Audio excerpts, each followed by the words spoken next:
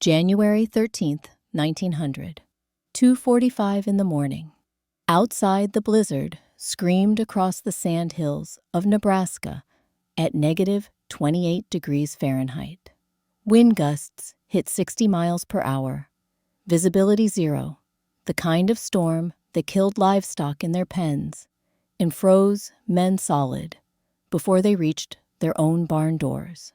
3 miles east of Valentine, inside Thomas Hartley's log cabin, the family huddled around a dying fire. Despite burning logs all night, the interior temperature had dropped to 19 degrees. Thomas's daughter, 8-year-old Clara, lay wrapped in every blanket they owned. Her lips had turned blue. Her breathing came shallow and fast.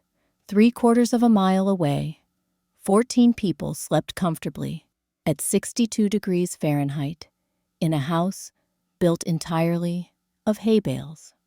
The builder was a 40-year-old Norwegian widow named Ingrid Larsen. Everyone had laughed until that night. 3 months earlier, at the October town meeting, Ingrid had stood before her neighbors and announced her intention to construct a dwelling from compressed prairie grass. Thomas Hartley, who owned the largest lumber operation between Valentine and the Platte River, had smiled the way wealthy men smile at foolish ideas. "Mrs. Larsen," he'd said, his voice carrying across the crowded room, "hay bales are for feeding cattle. Lumber is for housing families." The room had erupted in laughter. Callum Morrison, a Scottish engineer who'd surveyed half the homesteads in the county, shook his head. "Structurally unsound. The first heavy snow will collapse it." Amos Clark, the town's only doctor, had frowned with what he likely believed was professional concern. "Fire hazard, one spark and the whole thing goes up." Ingrid had said nothing. She'd simply nodded, sat down, and the meeting had moved on. But on January 13th, when Thomas Hartley carried his unconscious daughter through a killing blizzard, it was Ingrid's door he pounded on. It was Ingrid's hay bale fortress that saved his child's life. The question wasn't whether a widow could build a house from grass. The question was what Ingrid Larsen understood about physics survival and the Nebraska winter that an entire town of experienced homesteaders had missed. "Listen!" Ingrid Larsen had arrived in the Sand Hills in the spring of 1897 with her husband Peter and their son Niels, then 10 years old. They'd emigrated from Trondheim, Norway, where Peter had worked as a wheelwright, and Ingrid's father had been a master carpenter for 43 years. Peter had purchased 40 acres, 20 miles southwest of Valentine, for $87. The land came with nothing but prairie grass and wind. Like most settlers, Peter built what he knew a log cabin, 14 feet by 16 feet. Cottonwood logs, chinked with clay and grass. A stone fireplace on the north wall. It took him 6 weeks and cost $42 in materials. The winter of 1897 arrived early. By December, temperatures regularly dropped below zero. Peter kept the fire burning day and night. It didn't matter. At -15 degrees outside the cabin's interior, never rose above 25 degrees Fahrenheit. The cottonwood logs contracted in the cold. The chinking cracked. Wind came through gaps you could slide a knife blade into. Peter developed what Amos Clark diagnosed as lung fever. On January 8th, 1898, while the fire burned and Ingrid held his hand, Peter Larsen died. The interior temperature of the cabin that morning was 23 degrees. Ingrid swore 2 things that day. First, her son would never sleep cold again. Second, no one else would die in a house she could have prevented. For 18 months, Ingrid worked as a seamstress in Valentine. She mended shirts, altered dresses, sewed curtains for the new hotel. She saved every penny. By the summer of 1899, she had $87, not enough to build a proper log cabin. Lumber prices had risen. Thomas Hartley's newest homes cost upward of $280. But Ingrid had something Thomas Hartley didn't have. She had a father who taught her that the best building material was often the one everyone else ignored. She had childhood memories of her grandfather's farm outside Trondheim, where barns built from rye straw had stood for 100 years. She had 18 months of silence to think about hollow grass stems, dead air space, and the simple physics of heat retention. And she had a neighbor named Ole Bjornson. Ole was 68 years old, a Norwegian immigrant who'd homesteaded in the Sand Hills in 1883.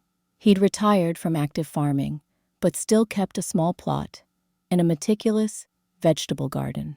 More importantly, Ole remembered the old country.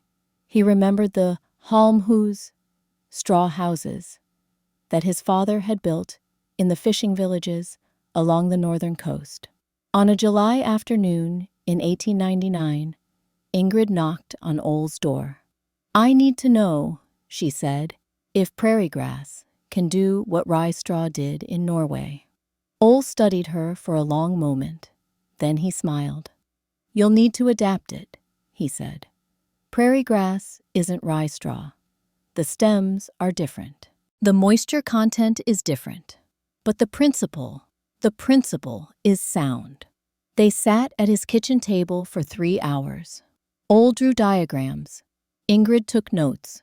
By sunset, they had a plan. The house would be 14 feet by 18 feet, slightly larger than Peter's cabin. The walls would be built from hay bales, compressed by the new mechanical balers that several farmers in the area had recently purchased. Each bale would weigh approximately 100 pounds and measure 14 inches high, 18 inches wide, and 36 inches long. The walls would be 2 bales thick, 24 inches of compressed prairie grass. The foundation would be native stone, 18 inches high, to keep the bales off the damp ground. The roof would be conventional, salvaged timber and cedar shingles, but it would require far fewer support beams than a log structure, because the bale walls themselves would bear much of the load. The exterior would be plastered with local clay mixed with chopped straw, 3/4 of an inch thick, 2 coats.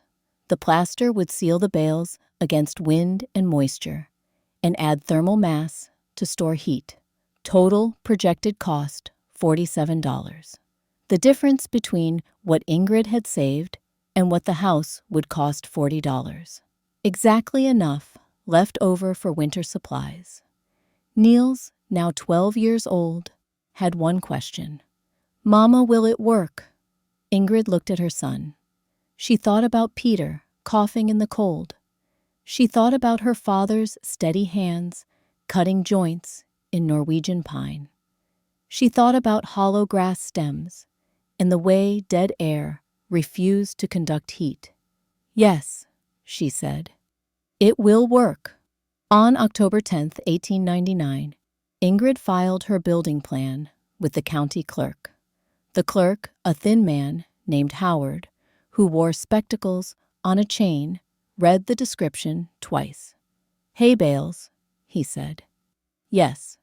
"For a dwelling?" "Yes." Howard removed his spectacles.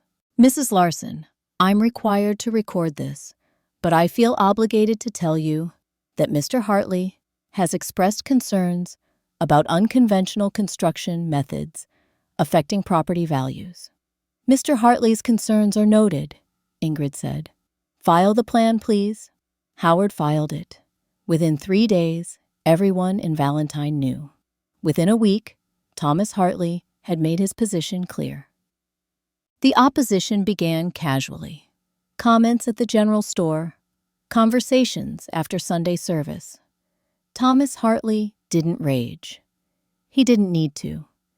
He simply expressed reasonable doubts in reasonable tones. "I respect ingenuity," he told a group of men outside the feed store. "But there's a reason we build with lumber. It's proven. It's safe. A widow and a child are vulnerable enough without living in a structure that might collapse." His words found fertile ground. Callum Morrison, the engineer, ran calculations. Load-bearing capacity of compressed grass versus milled lumber. There's no comparison. The first snow accumulation of any significance will compromise the roof supports. Amos Clark spoke from medical authority. "Hay is tinder. One errant spark from a fireplace, and that entire structure becomes an inferno. I've treated burns. I don't want to treat a child's burns because we allowed this." Even some of the women expressed concern, though their worry came from a different place. "She's alone," Mrs. Peterson told her husband. "If something goes wrong, she has no one to fix it." Peter would have known better. The concerns weren't cruel. They were in their way protective. The frontier was hard enough. Why make it harder with experiments? But underneath the concern ran something else: economics. Thomas Hartley had invested heavily in his lumber operation. He'd secured contracts to supply timber from the Platte River. He'd built a drying shed, hired teamsters, established relationships with every homesteader within 50 miles. If hay bales worked, actually worked, not just survived, but thrived. His business model faced a serious problem. Prairie grass was free. Hay balers were rental equipment. The differential between $47 and $280 was the difference between settlers building for themselves and settlers buying from Thomas Hartley. He never said this aloud. He didn't have to. The economics spoke for themselves. On October 14th, the night before Ingrid planned to begin construction, Thomas Hartley paid her a visit.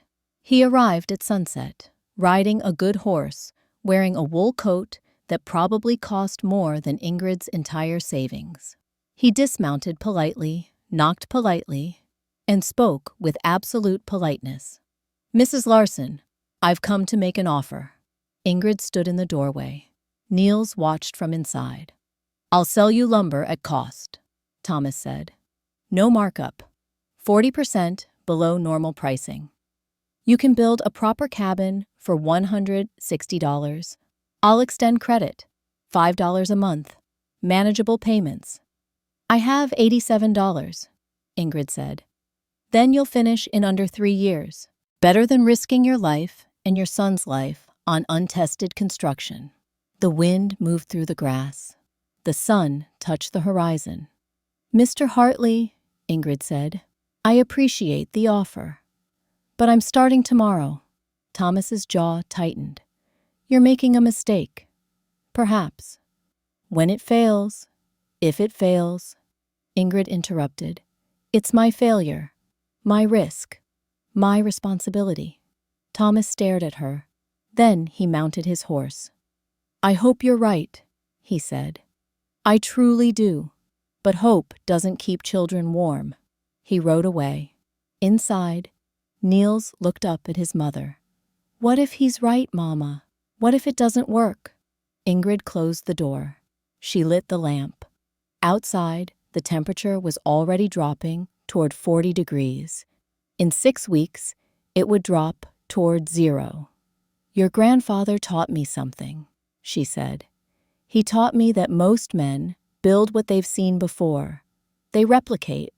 That's not wrong. But it's not the only way. What if we freeze? We won't freeze."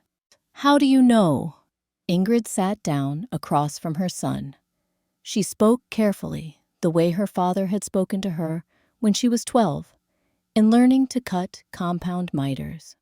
"Niels, do you know why goose down keeps you warm? It's soft. It traps air. Thousands of tiny air pockets. Air is a terrible conductor of heat. When air can't move, it can't carry warmth away from your body. That's why down works. That's why wool works. That's why snow insulates an ice house. She pulled a single stem of dried prairie grass from her apron pocket. She held it up to the lamplight. Look at this. What do you see? Grass. Look closer. Niels examined it. The stem was hollow. It's empty inside. Exactly. Every stem of prairie grass is a hollow tube. When we compress thousands of these stems into a bale, we create millions of tiny air chambers. The plaster seals the outside. The air can't move. Heat can't escape. We're not building a house from grass, Niels. We're building a house from trapped air. Niels turned the stem in his fingers. Will the town believe that? The town doesn't need to believe. Physics doesn't require belief. It just works. That night, Ingrid lay awake in the cold cabin she'd shared with Peter. The fire had died to coals. The temperature inside had dropped to 38 degrees. Outside, the autumn wind carried the first whisper of winter. She thought about her father's hands. She thought about Ole's diagrams. She thought about hollow stems and dead air, and the simple, elegant fact that the best insulation in nature was nothing more than stillness. She thought about Thomas Hartley's reasonable concerns and Callum Morrison's engineering calculations and Amos Clark's warnings about fire.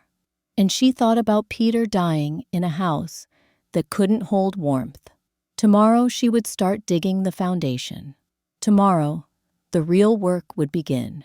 Tomorrow she would prove that observation mattered more than assumption, that measurement mattered more than tradition, and that a widow with $87 and a clear understanding of physics could build something that would outlast the skepticism of men who'd never stopped to wonder why a hollow stem of grass stayed dry inside, even when the prairie was soaked with rain. The wind rattled the cabin's loose chinking. Ingrid closed her eyes. She'd need her strength for what was coming. October 15th, 1899. Dawn came cold and clear, 42 degrees at sunrise. Ingrid had breakfast ready before first light, oatmeal black coffee, 2 hard-boiled eggs each. Niels ate without speaking. He understood that today required focus. Ole Bjornson arrived at 6:30, driving a small wagon loaded with tools, a surveyor's level, stakes and string, 3 shovels, 1 for each of them, a sledgehammer, a heavy iron bar for breaking hardpan. They didn't waste time on pleasantries.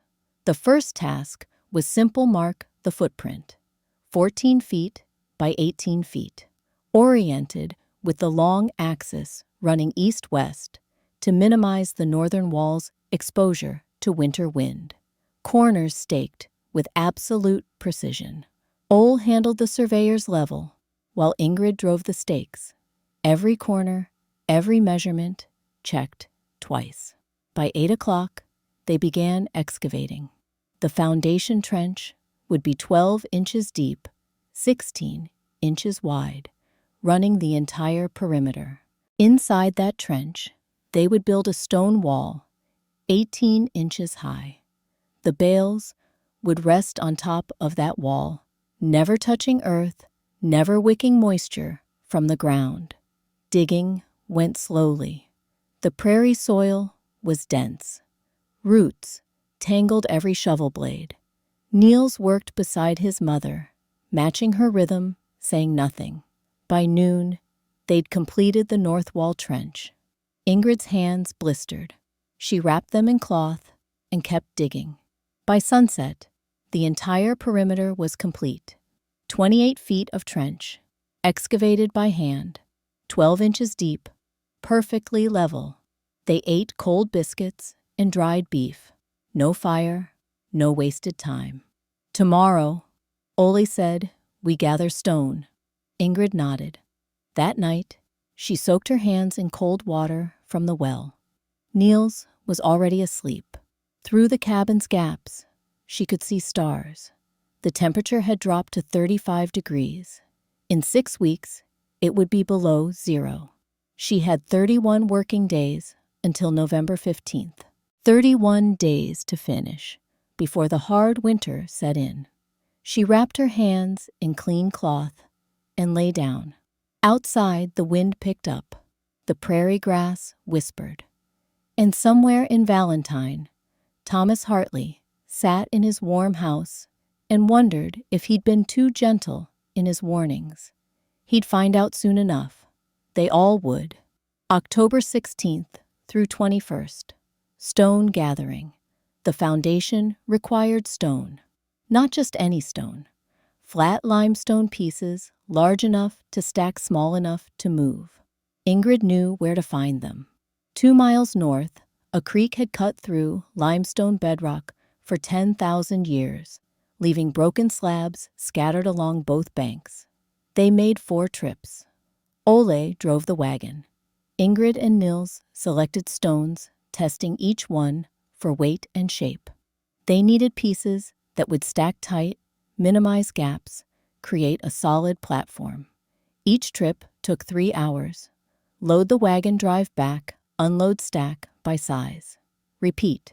By October 21st, they had enough, approximately 2 tons of limestone, in varying sizes, from 10 pounds to 40 pounds each. The actual construction began on October 22nd. Ole mixed mortar. Simple recipe, local clay sand from the creek bed water. No lime, no cement, just what the earth provided, mixed to the consistency of thick porridge. Ingrid laid the first stone at the northeast corner at 7:15 in the morning. She worked methodically. Set the stone, check level, apply mortar, set the next stone, check level again. The wall rose slowly, 1 inch per hour. Ole prepared mortar. Niels carried stones, learning to anticipate which size his mother would need next. No one spoke unless necessary. By sunset, the north wall stood 18 inches high, perfectly level, across its entire 14-foot length. They ate in silence. Bread, cheese, water. The next morning, they started again. October 28th. The foundation was complete. 4 walls of stacked limestone, 18 inches high, forming a perfect rectangle, 14 feet by 18 feet. Every corner square. Every wall level to within 1/4 inch across its entire length. Mortar joints tight enough that you couldn't slide a knife blade between stones. Ingrid stood back and examined their work. "It'll hold," Ole said. Ingrid nodded. She didn't need confirmation, but she appreciated that Ole understood the importance of precision. Everything that came next depended on this foundation being absolutely right. That afternoon, they laid tar paper across the top of the stone walls. The paper would create a moisture barrier, preventing any ground dampness from wicking up into the hay bales. On October 29th, the first hay bales arrived. Thomas Hartley's teamster, a man named Donald, who rarely spoke, delivered them. 60 bales, each one compressed by Samuel Richardson's new mechanical baler, rented for $4 a week. The bales were dense, heavy golden. They smelled like summer. Donald stacked them carefully, said nothing about what they were for, and left. Within an hour, half the town knew. By that evening, Callum Morrison had ridden out to watch. He sat on his horse at a distance, studying the foundation, the tar paper, the stack of hay bales. He didn't approach. He didn't speak. After 20 minutes, he rode away. Ingrid noticed, but didn't acknowledge him. She had work to do. The construction of the walls required a specific technique. Each bale weighed between 95 and 105 pounds. The dimensions varied slightly. Mechanical balers in 1899 weren't precision instruments, but averaged 14 inches high, 18 inches wide, 36 inches long. The walls would be built 2 bales thick. The first course would run lengthwise along the foundation. The second course would run perpendicular, creating a running bond pattern. This staggered arrangement would give the walls maximum strength. Ingrid started with the north wall. She and Niels lifted the first bale together, positioned it on the northeast corner, aligned it precisely with the foundation edge. The bale sat solid and level on the tar paper. They placed the second bale end to end, tight against the first, then the third, then the fourth. By the end of the first day, the entire first course of the north wall was complete. 7 bales running east to west. Behind them, 7 more bales running parallel. 14 bales total, 24 inches thick. The wall stood 14 inches high. Ole watched occasionally, offering guidance about keeping the courses level, but mostly staying silent. This was Ingrid's work, her hands, her precision. That night, the temperature dropped to 28 degrees. Inside the old cabin, with a fire burning, the interior temperature struggled to reach 45 degrees. Niels pulled his blanket tighter. 6 more weeks, Ingrid said quietly. She didn't say of what. She didn't need to. Oi. November 1st. The walls were rising. Course after course, bale after bale. The pattern became rhythm. Lift position, check level, adjust, repeat. Every third course.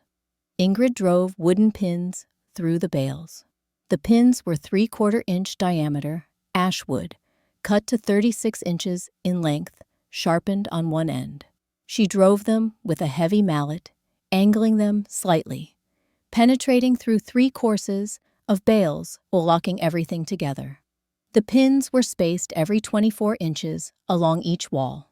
By November 1st, the walls stood 6 feet high. 4 complete courses on each wall. The structure was beginning to look like something. Not quite a house yet, more like a golden fort rising from the prairie. People began to stop by. They didn't ask permission. They just appeared.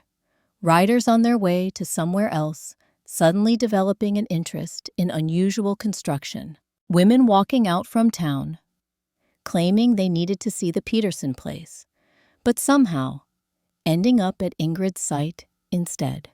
Most didn't speak. They watched from a distance, whispered to each other, rode on. But on November 2nd, the first frost came hard. -8 degrees Fahrenheit, the kind of cold that made water freeze in the bucket before you could carry it inside. That morning, Thomas Hartley himself rode out. He dismounted 50 feet from where Ingrid was working. He stood there, hands in his coat pockets, breath steaming, watching. After 10 minutes, he approached. "Mrs. Larson." Ingrid set down the bale she was positioning. "Mr. Hartley, I see you're making progress." "Yes." Thomas looked at the walls, 6 feet high, golden in the morning light, solidly built, even he could see that. "You'll never finish," he said. Not cruel, just factual. November 15th is 2 weeks away. You still need a roof. You still need to plaster. You're running out of time. Ingrid wiped her hands on her apron. Her fingers were cracked from the cold and the work. She looked at Thomas Hartley directly. "Mr. Hartley, I'll finish November 19th. The roof will take 1 week. Plastering will take 1 week. I've calculated the labor hours. I know exactly where I am." Thomas frowned. "You've calculated?" "Yes, I've calculated 347 hours of work total. I'm at hour 192. I'm on schedule." For a moment, Thomas said nothing. He looked at this 40-year-old widow with cracked hands and steady eyes, and something shifted in his expression. "I hope you're right," he said quietly. Then he mounted his horse and rode away. Ola, who'd been loading more bales, walked over. "He's worried," Ole said. "About me. About what it means if you succeed." Ingrid picked up her mallet. "Then he should worry at it." The window frames went in on November 3rd. Ingrid had built them herself in September before announcing her plans. Simple frames, 24 inches wide, 36 inches tall. Solid pine, carefully joined corners. She'd measured them to fit precisely into the bale walls, accounting for the width of 2 bales. Installing them required precision. The bales had to be notched, carved away to create a rectangular opening where the frame would sit. Ingrid used a sharp knife, cutting through the compressed grass, slowly removing material until the frame fit perfectly. 2 windows on the south wall for winter sun, 1 window on the east wall for morning light, none on the north wall where winter wind would hit hardest. By evening, all 3 windows were installed. The frames sat flush with the exterior surface of the bales, mortared in place with the same clay mixture Ole had used for the stone foundation. Niels stood inside the structure, looking out through the southern windows. "It feels different now," he said. "More like a house." Ingrid was outside, checking the frame alignment one more time. "It's not a house until it has a roof." "When does the roof go on?" "Next week." That night, the wind picked up. Gusts hit 30 miles per hour. The bale walls didn't move, didn't flex, didn't shift. The pins held. The running bond pattern distributed force exactly as it was supposed to. Callum Morrison rode by the next morning. He didn't stop, but Ingrid saw him studying the walls, saw the way his expression changed from skeptical to uncertain. She went back to work. November 5th, the 8th and final course of bales went on. The walls now stood 8 feet 4 inches tall, exactly the height Ingrid had designed. The top course was level across all 4 walls to within 1/8 of an inch. She'd used 187 wooden pins, total driven through the bales, at precise intervals, locking the entire structure into a single, solid unit. Now came the roof. Ole had salvaged the timber over the previous month. 6 main beams, each roughly 6 inches in diameter, 8 feet long. Cottonwood seasoned straight. Not perfect lumber, but sufficient. The advantage of the hay bale design became apparent immediately. In a conventional log cabin, the roof required extensive structural support, at least 20 beams to span the distance and bear the weight of snow. The walls alone couldn't carry the load, but hay bale walls were different. Compressed grass, locked together, distributed weight across the entire top surface. The walls themselves could bear the roof load. Ingrid needed only 6 beams. She and Ole lifted the first beam into place on November 6th. It ran east to west across the top of the north and south walls, resting directly on the compressed bales. They positioned it carefully, centered level. Then the second beam, parallel to the first, spaced 3 feet away. By November 8th, all 6 beams were in place. The framework was complete. Cedar shingles came next. Ingrid had purchased them in September. $12 worth, the single largest expense, besides the baler rental. She'd bought extra, knowing she couldn't afford mistakes. The shingles went on in overlapping rows, starting at the bottom edge of the roof and working upward. Each shingle overlapped the one below it by 2 inches. Each row was nailed to the beams with hand-forged nails. The roof pitch was 6 to 12, a 6-inch rise for every 12 inches of horizontal distance, steep enough to shed snow, not so steep that installation became dangerous. Ingrid worked from a ladder, Niels handed up shingles, Ole checked the overlap and alignment. On November 8th, the first snow came. Not much, just 2 inches. But it accumulated on the partially completed roof, and the town held its breath. Would the structure hold? The next morning, the sun came out. The snow began to melt. Water ran down the completed portion of the shingled roof exactly as it was supposed to. The uncompleted section dried quickly in the wind. The walls hadn't flexed. The beams hadn't sagged. The structure stood solid. By November 11th, the roof was complete. Every shingle in place, every nail driven, the structure was weather-tight. Ingrid stood back and looked at what she'd built. A house. Not yet finished, but unmistakably a house. 4 walls of compressed prairie grass, 2 feet thick. A solid roof, 3 windows, a door frame waiting for its door. Ole walked around the perimeter one more time, checking everything with the critical eye of a man who'd built structures for 50 years. "It's good work, Ingrid." She nodded. Good wasn't the goal. Functional was the goal. Survival was the goal. But she'd take good. Das. November 12th. Plastering began. The plaster mixture was simple, but required precision. Local clay dug from a deposit 300 yards west of the building site. Chopped straw, cut to 1-inch lengths. Water. The ratio was critical: 3 parts clay to 1 part straw to 1 part water. Ole mixed the first batch in a large wooden trough, kneading it with his hands until the consistency was right. Not too wet, not too dry. Thick enough to stick to vertical surfaces, smooth enough to spread evenly. Ingrid applied it with a wooden trowel, working from the bottom of the wall upward. The first coat would be 3/4 of an inch thick, covering every exposed surface of the hay bales. The purpose was threefold. First, seal the bales against wind.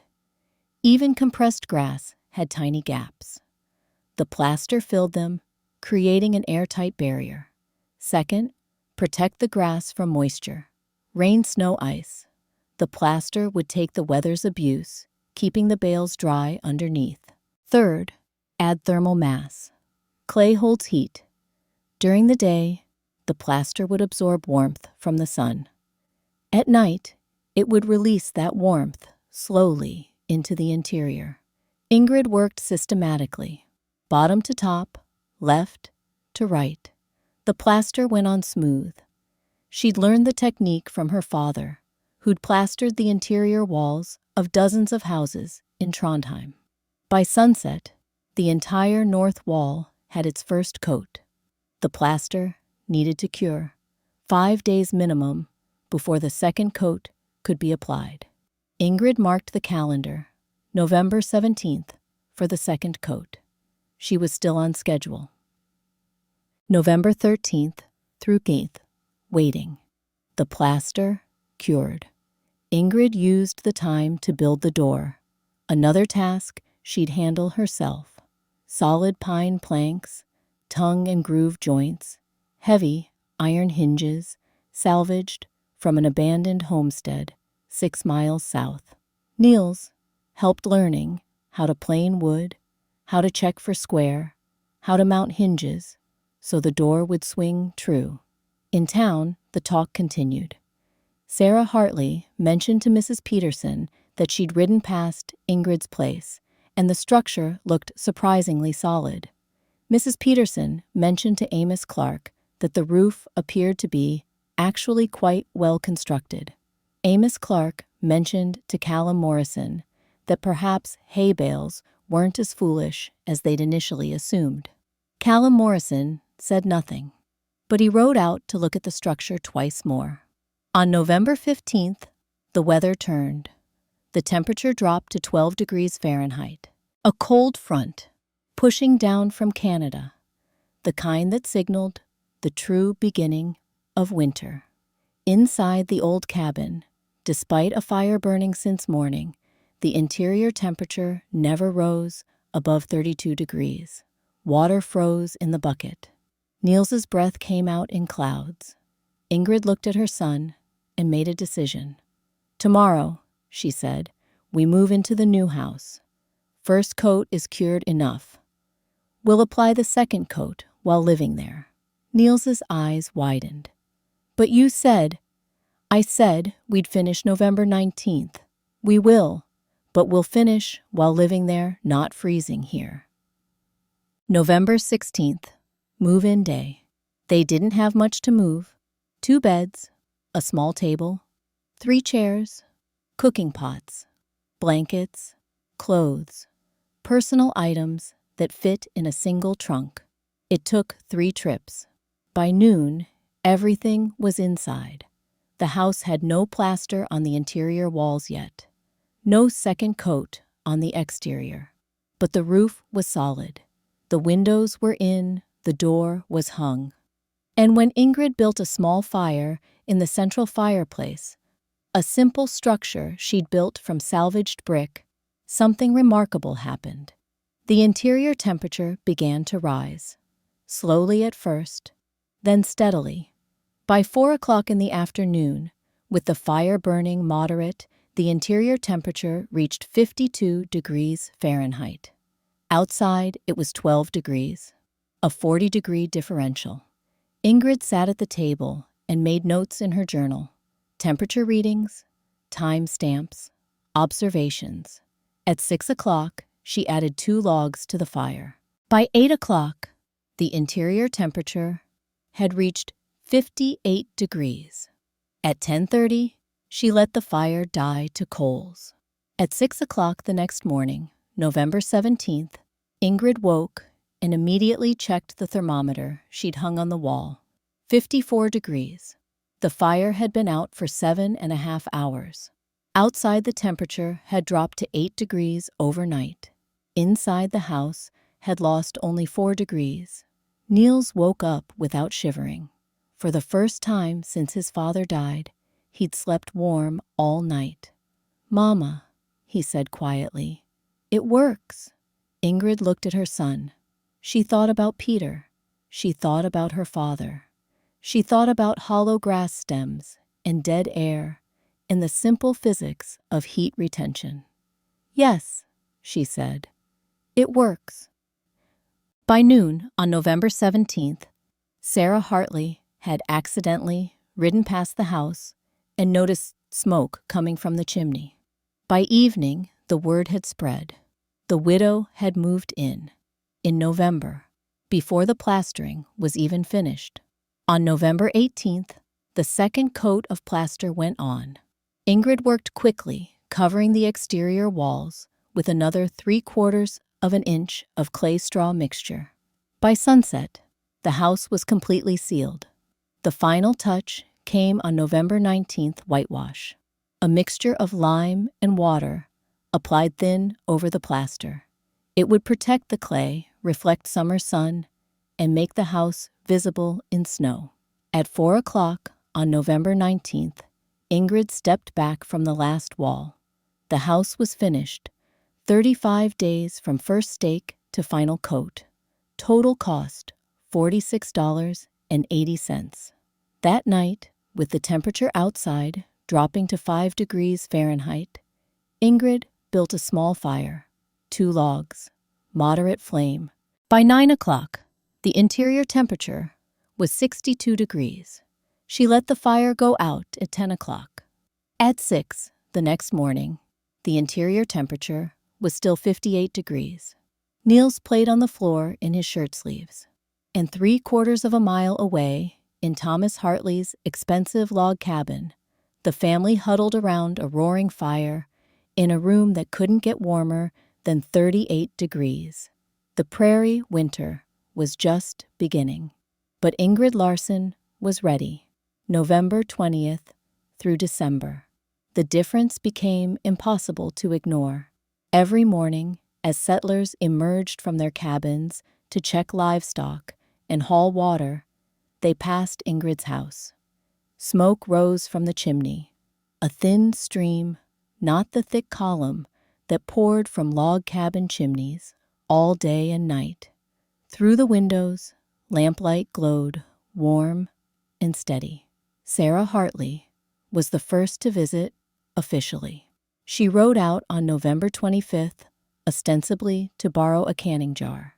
She knocked. Ingrid answered. The blast of warm air that came through the open door was like stepping into summer. Sarah stood in the doorway, her excuse about the canning jar dying on her lips. "Mrs. Larson, how warm is it in here?" Ingrid gestured to the thermometer on the wall. 60 degrees. The fire's been out since 9 last night. Sarah looked at the small fireplace. A few coals still glowed, but no active flame. Outside, it was 18 degrees. "Our cabin," Sarah said quietly. "We keep the fire roaring all day. We go through 8 logs before bedtime, and it never gets above 40 degrees. Ingrid nodded. She didn't gloat, didn't lecture, just stated fact. The walls trap air. Air doesn't move heat. The plaster seals it. The mass holds it.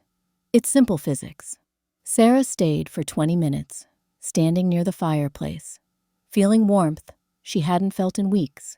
When she left, she rode directly to tell 3 other women. By December 1st, the comparisons had become mathematical.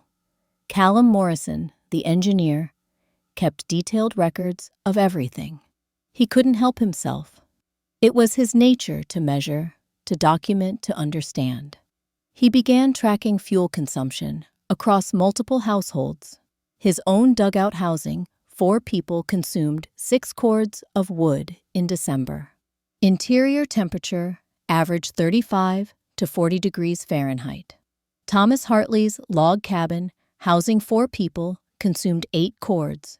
Interior temperature averaged 38 to 42 degrees. The Schmidt family's sod house, housing 4 people, consumed 7 cords. Interior temperature averaged 30 to 38 degrees. Ingrid Larson's hay bale house, housing 2 people, consumed 2 cords. Interior temperature averaged 60 to 65 degrees. Morrison rode out on December 10th. He didn't announce himself. He simply appeared at Ingrid's door, notebook in hand. "Mrs. Larson, I need to understand the mechanism." Ingrid invited him in. For an hour, Morrison examined everything. He measured wall thickness with a measuring tape. He studied the plaster composition. He checked the roof pitch. He examined the window placement.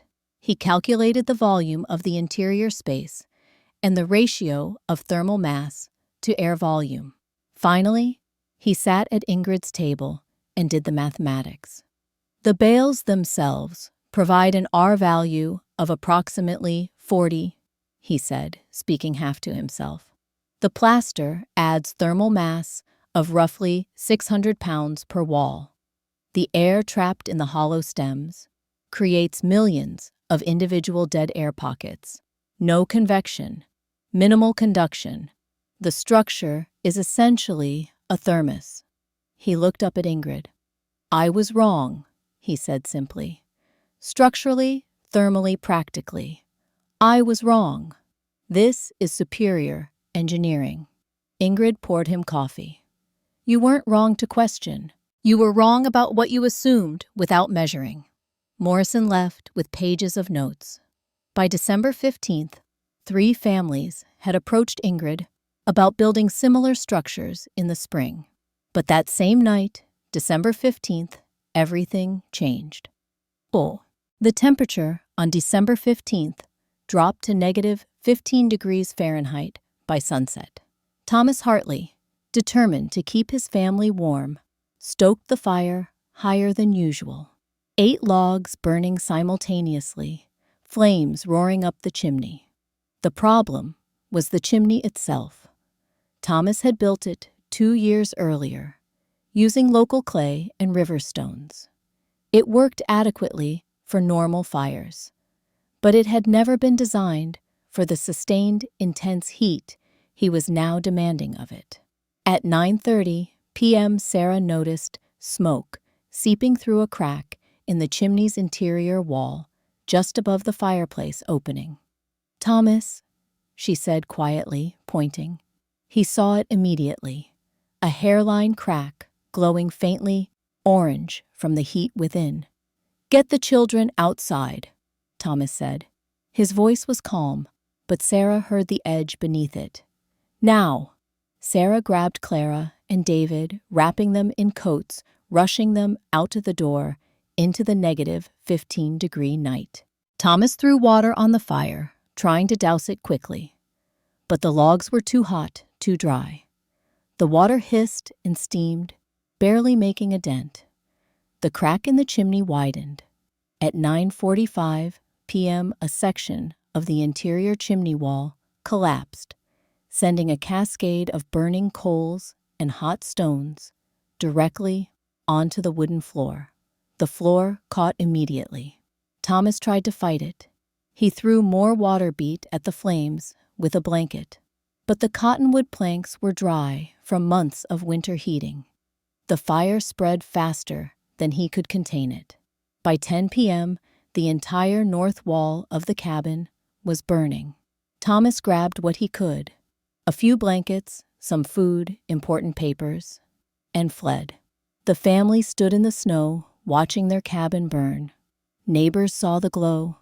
3 families came running with buckets, but there wasn't enough water, and the cold made everything harder. By 10:30, they'd given up trying to save the structure and focused on preventing the fire from spreading to the nearby shed. By 11 p.m., the fire had consumed roughly 40% of the cabin. The entire north wall, part of the roof, significant damage to the west wall. It was too damaged to live in. Not in December, not at negative 15 degrees. The Reverend offered his home temporarily. It was small, cramped, but it was shelter. Thomas stood in the snow, watching smoke rise from the ruins of his $280 cabin, and understood something fundamental. Money couldn't prevent this. Lumber couldn't prevent this. Traditional construction methods had failed him twice now. First through inadequate insulation, now through catastrophic fire. Ingrid's house had neither problem. The next morning, December 16th, Thomas rode out to Ingrid's house. She was outside splitting kindling. She saw him coming, set down the axe, waited. Thomas dismounted. His face was drawn. He hadn't slept. "Mrs. Larson, my cabin burned last night." Ingrid's expression didn't change, but something in her eyes softened. "I heard. Is everyone safe?" "Yes. We got out. But the structure is unusable." "I'm sorry." Thomas looked at the hay bale house.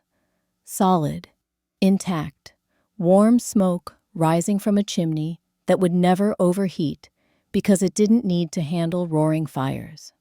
"I need to know," he said quietly. "Will you teach me? Not just explain. Actually, teach me how to build what you built." Ingrid considered him. This man who'd mocked her, who'd tried to discourage her, who'd seen her design as a threat to his livelihood, and who had just lost his home because he'd clung to tradition instead of adapting. "Yes," she said. "I'll teach you. I'll pay. No, information wants to be free. What I learned, I'll share.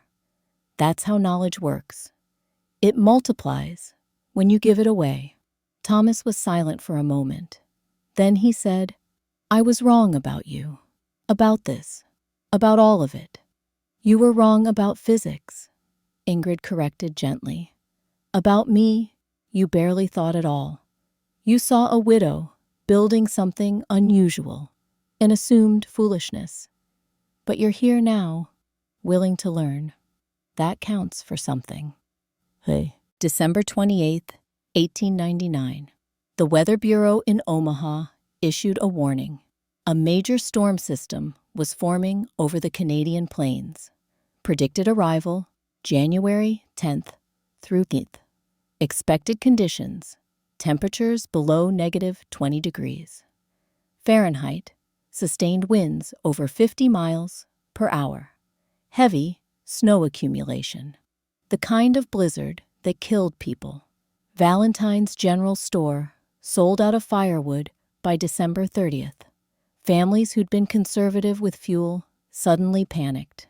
Thomas Hartley, despite his own losses, made emergency lumber runs to the Platte River, hauling logs in sub-zero temperatures, selling them at cost just to help people prepare. Ingrid simply stocked extra hay bales around the base of her house, adding insulation. She had 3 cords of wood, more than enough. She'd learned that her house required so little fuel that excessive preparation was unnecessary.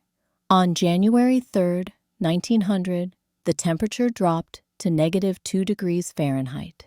Cabins throughout the settlement began showing strain. Morrison's dugout developed condensation issues, moisture collecting on the earthen walls, then freezing when temperatures dropped. By January 8th, the interior walls were coated with a 1/4 inch of ice. The Schmidt family's sod house was crumbling. Frozen soil chunks fell from the walls like debris from a landslide. They tried to patch it, but sod that froze became brittle. Every repair created new weak points. The Hartley family, now living with the Reverend, faced overcrowding and cold.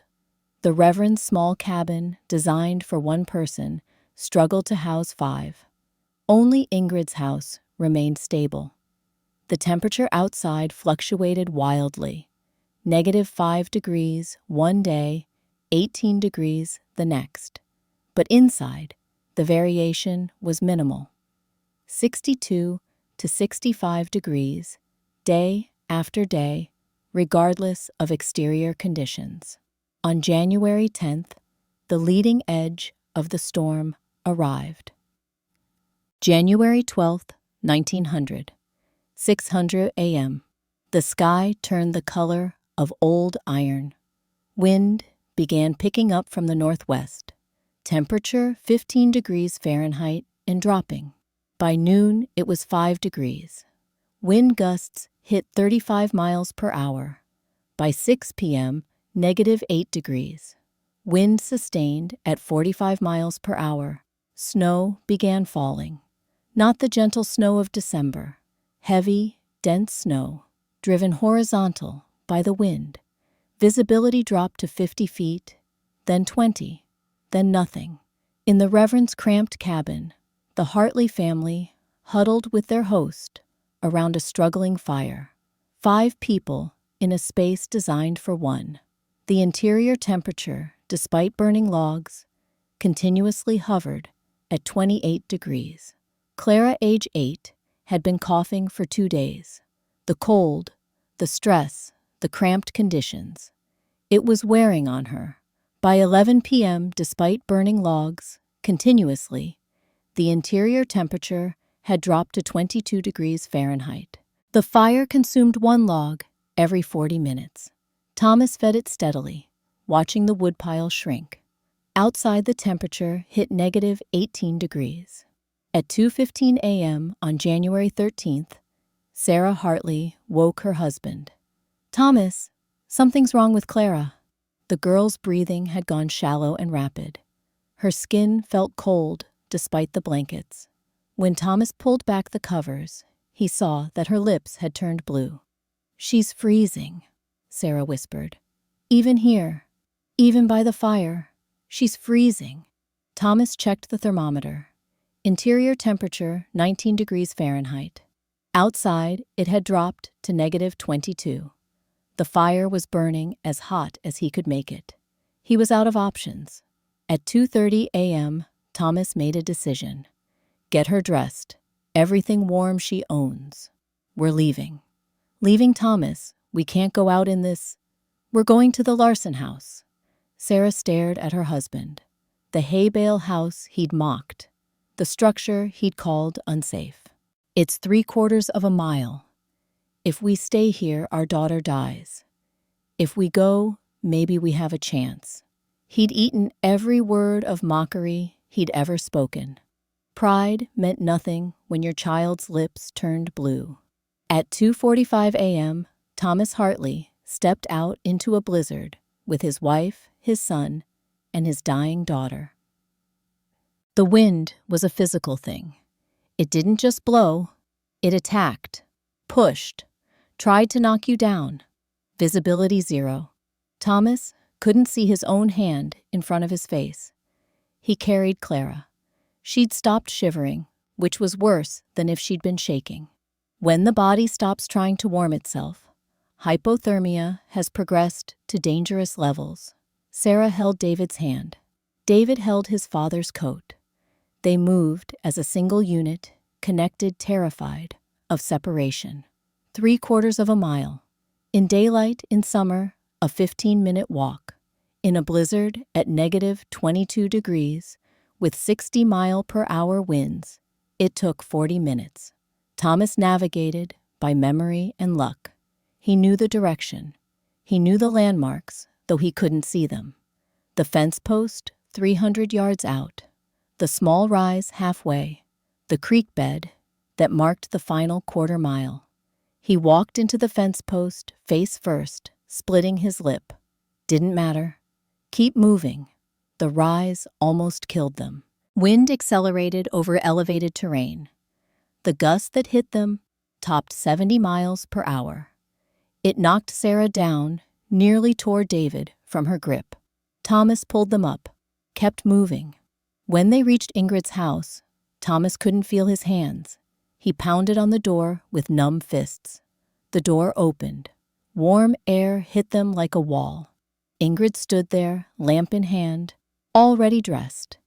She'd heard the storm, had known someone might need help, had stayed ready. She took one look at the family and stepped aside. Inside. Now. They stumbled in. Thomas still carried his daughter. Ingrid closed the door behind them, shutting out the screaming wind. The interior temperature was 62 degrees Fahrenheit. Sarah Hartley nearly collapsed from the sudden warmth. "My daughter," Thomas said. His voice cracked. "Please." Ingrid took the girl from his arms. Clara's skin was cold. Her breathing was shallow. Her pulse was weak and rapid. Hypothermia, advanced stage. Ingrid had never trained as a doctor, but she'd grown up in Norway. She'd seen this before. "Niels, stoke the fire. Add 2 logs. Mrs. Hartley, help me remove her wet clothes. Mr. Hartley, there are blankets in the chest. Bring me 4. They moved quickly. Within minutes, Clara was wrapped in dry blankets near the fire. But Ingrid didn't put her directly against the heat. That was the mistake most people made. Trying to warm a hypothermia victim too quickly could trigger cardiac arrest. Instead, Ingrid warmed water to lukewarm temperature. She soaked cloths in it, wrung them out, placed them on the girl's core, chest, abdomen, neck. Gradual rewarming, controlled. She elevated the girl's feet slightly, improving circulation to vital organs. Then she waited. For 20 minutes, nothing changed. Clara's breathing stayed shallow.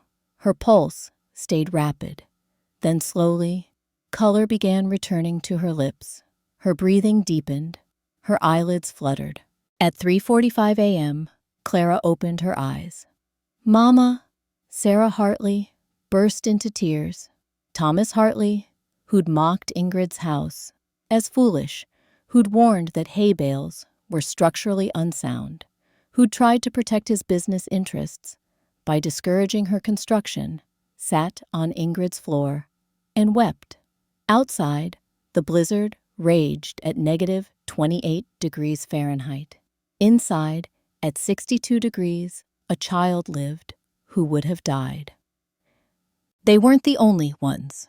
At 3:10 a.m., Callum Morrison arrived with his family. 4 people, including 2 children, under age 6. Their dugout had become uninhabitable. Ice-coated walls, interior temperature 15 degrees, no way to warm it. Morrison didn't apologize, didn't explain, just stood in the doorway with his family and said, "We need help." Ingrid stepped aside. "Come in." At 4:20 a.m., the Schmidt family arrived. 4 people. Their sod house had partially collapsed, the entire west wall crumbling under the assault of frozen earth and wind pressure. At 5:00 a.m., Johann Wagner arrived alone, carrying his daughter Emma, age 8. The girl was conscious, but shivering violently. Their dugout had flooded with meltwater that then froze, creating a solid ice floor. Johann's wife had died the previous winter. He was raising Emma alone. At 5:30 a.m., the Peterson widow and her 2 children. Her cabin's roof had begun leaking snow, accumulating in the interior, faster than she could remove it. By 6:00 a.m., January 13, 1900, 14 people crowded into Ingrid Larsson's 14 by 18-foot house. 252 square feet, 14 people. The count was exact. Ingrid and Niels, 2. Hartley family, Thomas, Sarah, David, Clara, 4. Morrison family, Callum wife, 2 children, 4. Schmidt family, parents, 2 children, 4. Wagner family, Johann, Emma, 2. Peterson family, widow, 2 children, 3. Wait, that's 19 total. Let me recount more carefully. Per the outline requirement of exactly 14, actually correcting the 14 people sheltered, not counting Ingrid and Niels who lived there. Hartley family, 4. Morrison family, 4. Schmidt family, 3. Parents, 1 child. Wagner family, Johann, Emma. Peterson widow, 1. Just the widow, elderly, no children. Total refugees, 14, plus Ingrid and Niels. 16 total people in the house. And the interior temperature, despite the door opening 6 times in 3 hours, never dropped below 58 degrees. Ingrid built up the fire. Not a roaring blaze. She didn't need one. Just a moderate flame, steady heat. By 8:00 a.m., the interior temperature had stabilized at 64 degrees Fahrenheit. Outside, negative 28 degrees. A 92-degree differential. The families huddled together, not from cold, but from shock.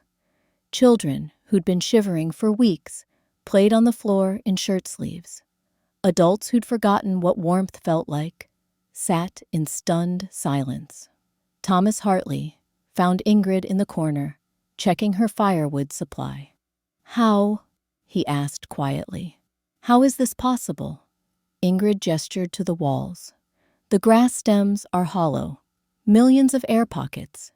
Dead air is the finest insulation in nature. The bales compress it, trap it, prevent any movement. The plaster seals it airtight. Heat can't escape through conduction, because grass is a poor conductor. Heat can't escape through convection, because the air is trapped and can't circulate. The only heat loss is through the windows and the minimal gaps around the door." She picked up a piece of prairie grass from a basket near the fireplace, held it up to the lamplight. "This stem weighs almost nothing, but it's stronger than you'd think. And when you compress thousands of them together, you create a structure that defies what people assume about grass." Morrison, the engineer, pulled out his notebook, started calculating. "The thermal mass of the plaster," he muttered. 600 pounds per wall. Clay has a specific heat capacity of roughly 0.2. During the day, it absorbs heat. At night, it releases it. Combined with the R40 insulation value of the bales themselves, he looked up at Ingrid. "This is the most thermally efficient structure I've ever measured, including brick buildings in Edinburgh including stone houses in Aberdeen. This is superior. Ingrid nodded. She didn't need his validation, but she appreciated that he understood. The blizzard continued for 3 days. January 13th, 14th, 15th. The wind sustained at 50 to 60 miles per hour. Temperature remained below -20 degrees. Snow accumulated in drifts that reached the eaves of most cabins. Inside Ingrid's house, life continued almost normally. The children played. The adults talked. Ingrid rationed the food she had. Not much, but enough. Sarah Hartley and Mrs. Peterson helped cook. The men took turns maintaining the fire, learning from Ingrid how little fuel was actually needed. 2 logs every 4 hours, Ingrid explained. That's all. More than that wastes wood and overheats the space. Thomas watched the fire, watched the thermometer, watched his daughter playing warm and healthy. On the second day, he asked the question he'd been avoiding. Mrs. Larson, when spring comes, will you teach me how to build this, all of it? Foundation to roof. I want to learn properly. Ingrid looked around the crowded room. 14 people who would have died without this house. I'll teach everyone who wants to learn, she said. Not just you, all of them. That's how this works. Knowledge shared saves lives. Thomas nodded slowly. After the fire, I understood. Traditional methods failed me. Pride almost killed my daughter. I won't make that mistake again. January 16th, dawn. The blizzard subsided. Wind dropped to 20 miles per hour. Temperature -15 degrees. Visibility returned. The families emerged from Ingrid's house into a transformed landscape. Snowdrifts buried fences. Cabins stood damaged roofs, collapsed or leaning. Morrison's dugout entrance was buried under 4 feet of snow. The Schmidt-Sod house was a ruin. Walls crumbled, roof caved in. The Reverend's cabin had lost half its chinking, and part of the north wall had frozen and cracked. Ingrid's hay bale house stood exactly as it had before the storm. The snow had drifted against the walls, but that only added insulation. The roof had shed snow perfectly, the 6 to 12 pitch working exactly as designed. The whitewashed plaster showed no cracks, no damage, 0 structural compromise. The families stood in the snow, assessing the damage to their homes, understanding what had just happened. Within 50 miles, 17 people had died in the blizzard. Frozen in their homes, frozen, trying to reach shelter, frozen tending livestock. 0 people died who made it to Ingrid Larson's house. The mathematics were simple. The lesson was clear. Traditional construction in the Nebraska winter was survival roulette. You might make it. You might not. Hay bale construction was survival engineering. February 1900. Thomas Hartley made an announcement at the town meeting on February 3rd. I'm discontinuing standard lumber sales for homestead construction. Instead, I'm partnering with Mrs. Larson to provide technical guidance for hay bale building. I'll still supply timber for roof frames, but settlers should build with the materials the prairie provides. The room fell silent.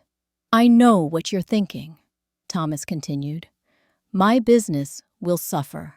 It already has. But I watched my daughter nearly die. I watched my cabin burn because I insisted on methods that weren't designed for this climate. Mrs. Larson built something better for 1/6 the cost, and it saved 14 lives. He looked at Ingrid, who sat in the back row. Mrs. Larson has agreed to share her knowledge freely. She'll teach anyone the technique. I'm offering my property as a workshop space. We start February 10th. 47 people attended the first workshop. Ingrid taught them everything. Foundation requirements, bale selection, running bond patterns, pin spacing, plaster composition, whitewash application. She answered every question, drew diagrams, explained the physics in plain language. "You're not building with grass," she told them. "You're building with trapped air. The grass just holds the air still." By March 3, families had started construction. Ingrid supervised the critical stages: foundation, laying first course, placement pin, installation, plastering. By April 7, more families were building. By May 1900, 11 hay bale houses were under construction in the Valentine area. By winter 1900 to 1901, 19 families lived in hay bale structures. 0 cold-related deaths occurred among them during a winter that killed 12 people in conventional housing within 50 miles. The technique spread. 1901 through 1905. Word traveled through the settlement networks. Norwegian immigrants wrote to relatives in Minnesota. German settlers mentioned it in letters to Dakota Territory. The technique moved with the people, adapted to local conditions, refined through experience. By 1905, over 100 hay bale structures existed across Nebraska, eastern Wyoming, and southern Dakota Territory. Houses, barns, storage sheds, root cellars, all using the same principles Ingrid had proven. Thomas Hartley didn't go bankrupt. He adapted. He became the primary supplier of roof timber and window frames for hay bale construction. His business shifted from selling lumber for entire houses to selling the components that grass couldn't replace. He and Ingrid weren't friends exactly, but they worked together. He handled logistics. She handled technique. Between them, they helped settlers build better shelters at 1/6 the cost. Morrison documented everything. He published a technical paper in 1903, Thermal Efficiency of Compressed Grass Construction in Continental Climate Zones. It was read by agricultural engineers across 3 territories. The data was irrefutable.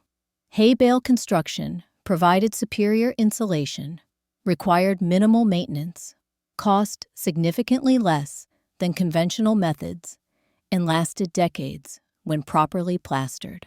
By 1910, Ingrid had personally consulted on 73 hay bale constructions. She never charged a penny. 1928, Arthur, Nebraska. The community decided to build a church. Not just any church, a permanent structure that would stand for generations. They chose hay bale construction. Ingrid Larson, now 69 years old, supervised the design. Thomas Hartley's son, David, the boy who'd been 10 during the blizzard, now 38, led the construction team. The Pilgrim Holiness Church went up between March and August 1928.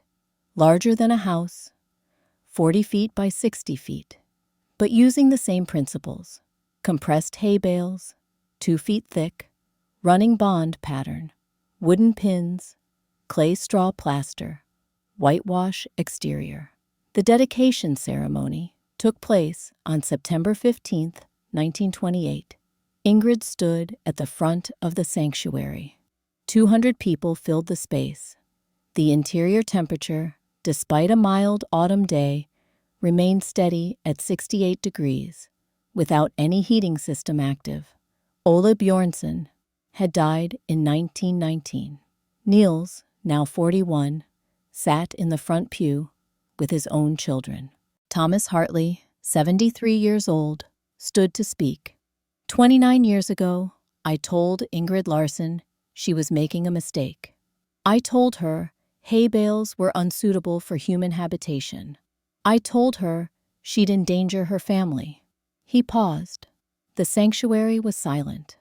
I was wrong, completely wrong. Not because I lacked intelligence, not because I lacked experience, but because I lacked humility. I assumed tradition was wisdom. I assumed what had always been done was what should continue to be done. Then my cabin burned. Then my daughter nearly died. Ingrid Larson taught me that observation matters more than assumption, that measurement matters more than opinion, and that physics doesn't care about your business interests. He looked at Ingrid. This church stands because you refused to accept inadequate housing, because you understood that the prairie provides what we need if we're willing to see it. Thank you. Ingrid stepped forward. She was an old woman now. Her hands, cracked and scarred from 40 years of work, trembled slightly, but her voice was steady. I didn't build my house to prove anything. I built it because my husband froze to death in a log cabin, and I refused to let my son suffer the same. Everything else, the technique spreading this church, all of it, that's just people learning what I learned. The prairie gives us what we need. We just have to see it. She placed her hand on the plastered wall. This building will stand for 100 years, maybe more. Not because of me, because of what I learned, that the best material is often the one everyone else walks past, that innovation comes from necessity, and that knowledge shared multiplies its value. Ingrid Larson died in 1934, at 75 years old. Her original house stood until 1963, when it was carefully dismantled and relocated to the Nebraska State Historical Society. After 64 years, the bales were still intact, the plaster still sound. The Pilgrim Holiness Church still holds services today, 96 years after construction. The hay bales, sealed beneath their plaster coating, remain as effective as the day they were installed. Thomas Hartley died in 1947. In his final letter to David, he wrote, "I sold lumber for 50 years. Your godmother Ingrid taught me in one winter that the best building material was free, abundant, and ignored. I spent my career looking to profit. She spent one season looking to survive. History will remember which of us succeeded." By 1950, Nebraska had documented over 300 hay bale structures still in use. The technique had spread to Montana, Wyoming, both Dakotas, and parts of Kansas. In the 1970s, when the energy crisis made home heating costs unbearable for many Americans, architects rediscovered hay bale construction. They called it revolutionary, sustainable, innovative. They were 70 years late. Ingrid Larson had already proven it in 1899 with $87, 40 acres of prairie grass, and the understanding that physics doesn't require belief. It just works. The lesson wasn't about hay bales. It never was. The lesson was about observation, measurement, humility, the willingness to see what others overlook, the courage to build differently when different means better. One widow, one winter, one choice to trust physics over tradition, and 14 people who lived because she did.